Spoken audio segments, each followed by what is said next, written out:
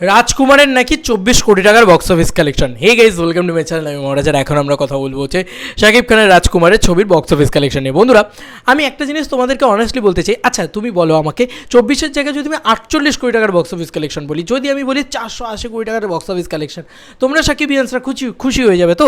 তোমাদের সত্যিটা জানার কোনো দরকার নেই, তোমাদের সত্যিটার কোনো দরকার নেই। মানে তোমাদের ব্লকবাস্টার তো শাকিব খানের যে কোনো ছবি, তাই না? এটা নিয়ে তো কোনো কথা নেই। সেটা 24 না করে যদি 14ও করে, সেটাও তো ব্লকবাস্টার রেসপন্সই তো, তাই না? তোমরা নিজে বুকে হাত দিয়ে বলো তো। আজকে আমি দেখো, এতদিন ধরে শাকিব খানকে নিয়ে পজিটিভলি ভিডিও বানিয়েছি। আমি ওনাকে নিয়ে চাইলেই 4টে নেগেটিভিটি করতে পারতাম, 4টে খিল্লি করতে পারতাম, আমি করিনি। আমি পজিটিভলি ভিডিও বানিয়েছি কারণ আমার ওনার স্টারডামটাকে পছন্দ হয়।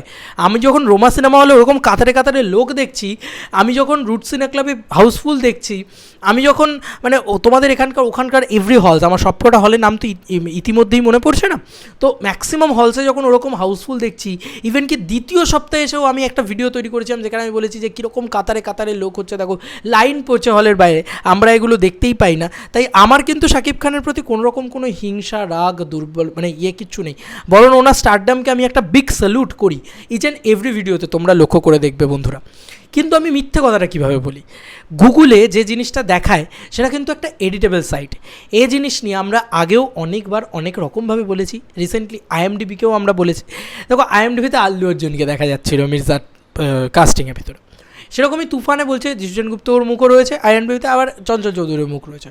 হতেই পারে, কিচ্ছু যায় আসে না যে জিষ্ণু সেনগুপ্ত, চঞ্চল চৌধুরী দুজনে একসাথে থাকতে পারবেন না, এরকম কোনো কোথাও লেখা নেই। কিন্তু বড় বক্তব্য হচ্ছে যে আইএমডিবিকে বিশ্বাস করার মতন কোনো মানে হয় না, আইএমডিবিকে বিশ্বাস করার মতন কোনো মানে হয় না, গুগলকে বিশ্বাস করার মতন কোনো মানে হয় না। তোমরা বলবে যে বাপ রে, তুই কে রে ভাই, এত বড় কী হয়ে গেছিস যে গুগলকে বিশ্বাস করা?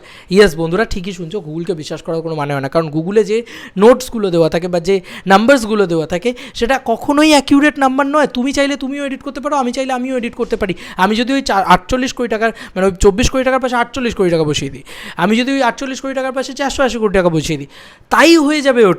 ওটা তাই লেখা থাকবে বন্ধুরা, ঠিক আছে? কোনো ডেটা কিন্তু অফিসিয়াল ডেটা ওটা নয়, ঠিক আছে? এটা আমার মনে হয়। তো সেখান থেকে আমি গুগলকে বিশ্বাস করলাম না প্রথমত।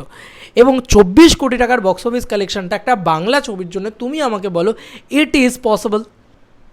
আমি প্রিয়তমার ক্ষেত্রেও এটা বলেছি, প্রিয়তমা কিন্তু হিউজ ব্লকবাস্টার, এটা আমি মানি। প্রিয়তমা দুর্দান্ত ব্যবসা করেছে, তো 40 কোটি টাকা, ইজ দ্যাট পসিবল? যারা বাংলাদেশে থাকো তারা বুকে হাত দিয়ে বলো, ইজ দ্যাট পসিবল? 120-30টা হল রয়েছে টোটাল, আমি 176টা হল রয়েছে দেখলাম, সেখানে 130টা হলে রিলিজ করছে রাজকুমার ছবিটা। সেম ইনট্যাক্ট হলে আমার সেকেন্ড উইকও চলেছে, মানলাম আমি, সেম জায়গায় চলেছে, ভালো রেসপন্স পেয়েছে। কিন্তু কোথায় কালেকশানটা তো একটা বেসিক হতে হবে। পসিবল নয় বন্ধু, পসিবল নয়। আমার ফার্স্ট উইকের কালেকশন যেটা হিসেব রাখা হয়েছিল সেটা হচ্ছে 7.2 করোড়, 7,20,00,000 টাকা মতন। এবং পরবর্তী সেকেন্ড উইকের যে কালেকশন, সেটা মিলালে খুব বেশি হলে 12 কোটি টাকা হতে পারে, 12 থেকে 14 কোটি টাকার মতন একটা রেঞ্জে যেতে পারে 2 সপ্তাহে। সেটা ভয়ঙ্কর কালেকশন। হ্যাঁ, এটা পসিবল কেন? কারণ পাগলের মতন লোকে শাকিব খানের ছবি এলে দেখে, এটা তো নিয়ে কোনো দ্বন্দ্ব নেই, প্রচুর ফ্যান ফলোয়িং শাকিব খানের। কিন্তু অবান্তর কোনো কালেকশন হয় না বন্ধু। অবান্তর কালেকশন কীভাবে পসিবল? তুমি যোগ বিয়োগ গুণ ভাগ করে দেখো, ভালো করে লক্ষ্য করে দেখো, এটা পসিবল না। 24 কোটি টাকাটা ইম্পসিবল, 40 কোটি টাকাটাও ইম্পসিবল ছিল। হ্যাঁ, ব্লকবাস্টার হয়েছে, বাট তার এই নয় যে একদম কী বলবো, এটা তোমাদেরকে জাস্ট কী বলো তো, তোমাদেরকে খুশি করার জন্য কিছু মানুষ লিখে দেয়। দেখো, অফিসিয়াল ফিগার তো এখনও অবধি প্রোডাকশনের তরফ থেকেও আসেনি, আর প্রোডাকশনও যদি যা হচ্ছে তাই কোট করে দেয়, সেটাও তো ঠিক নয়, তাই না? আমার মনে হয়, বিশ্বাস রাখা যায় যে প্রোডাকশন যা ইচ্ছা তাই কোট হয়তো করবেন না। তারা বিচক্ষণ ব্যক্তিত্ব, তারা এরকম ধরনের জিনিসপত্র কেন করবেন? এবং শাকিব খান নিজেও এটা করবেন না। মানুষকে ভুল তথ্য দেওয়ার তো আমার মনে হয় না কোনো কারণ আছে। এবার অনেকেই বলবে তোর ফাটছে ভাই, তোদের ওখানে ছবি 24 কোটি কেন চলে না, ছবি সেই লেভেলে চলে না। আমার কোনো ফাটাফাটি নেই ভাই, আমি তো এটা ওপেনলি বলি যে আমাদের এখানে ছবি চলে না, শাকিব খানের ছবি যে লেভেলে চলে, আমাদের এখানে বাংলা ছবি চলে না। আমি অনেস্টলি কিন্তু এই কথাটা বলি। কিন্তু এই 24 কোটি টাকাটা বাংলাদেশের যা হলের এখন সিনারিও, যা হলের অবস্থা, এবং যে কটা হল রয়েছে, আমি যদি মানতাম 750-800 হল থাকতো, 750-800 হল থেকে যদি তুমি আমাকে বলো আমি 24 কোটির কালেকশন ইজিলি, হ্যাঁ ইয়েস পসিবল, 2 সপ্তাহের কালেকশন পসিবল। বাট এটা পসিবল না, 130টা হল থেকে অসম্ভব।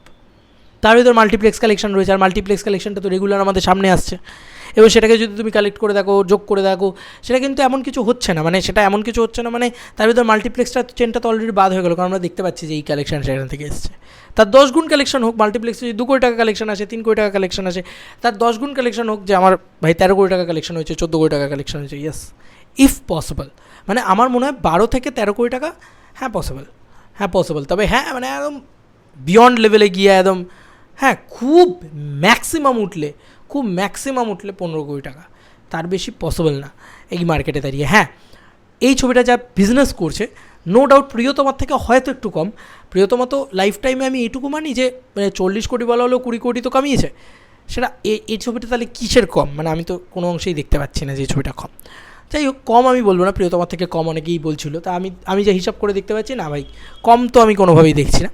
তো এই ছবিটাও লং টার্মে চলবে, অনেক দিন ধরে চলবে, এবং লং টার্মে চলার দরুন এই ছবিটাও একটা ভালো কালেকশন করবে, এবং লাইফ টাইমে হয়তো এই ছবিটা মানে গোটা মানে কেরিয়ার জুড়ে, মানে ধরো আজকে 2 মাস চলছে, 3 মাস চলছে, এরপরে হয়তো এই ছবিটা গিয়ে 20 কোটি টাকার একটা বক্স অফিস কালেকশন দাঁড় করতে পারে।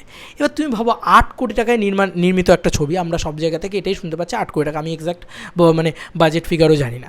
তো 8 কোটি টাকায় একটা নির্মিত একটা ছবি, সেটা প্রথম 2 সপ্তাহের ভিতরেই আমি ধরি যদি 12 কোটি টাকা কালেকশন করে নেয়, এবং এটা লাইফ টাইম কালেকশন যদি 20 কোটি টাকা হয়, সেই ছবিটাকে তুমি অল টাইম ব্লকবাস্টার বলতে তো বাধ্য।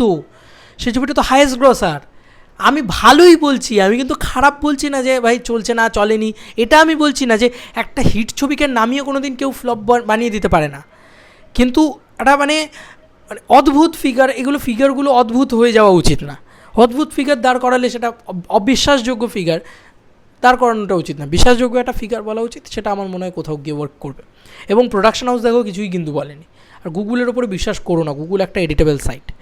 এই ছিল আমার এখনকার মতন ভিডিও, আমার মতামত, আমার বক্তব্য আমি ভাই শেয়ার করলাম। এবার তোমাদের কার কি মতামত, গালাগালি করতে ইচ্ছে হলে গালাগালি করো, আর অনেস্টলি তোমার যদি মনে হয় যে ইয়েস আমি শাকিব খানকে ভালোবেসে এবং শাকিব খানের স্টারডামটাকে রেসপেক্ট করেই এই কথাটা বললাম, জানিও কমেন্ট সেকশনে। চলো বন্ধুরা, নতুন কোনো ভিডিওতে দেখা হবে, বাই।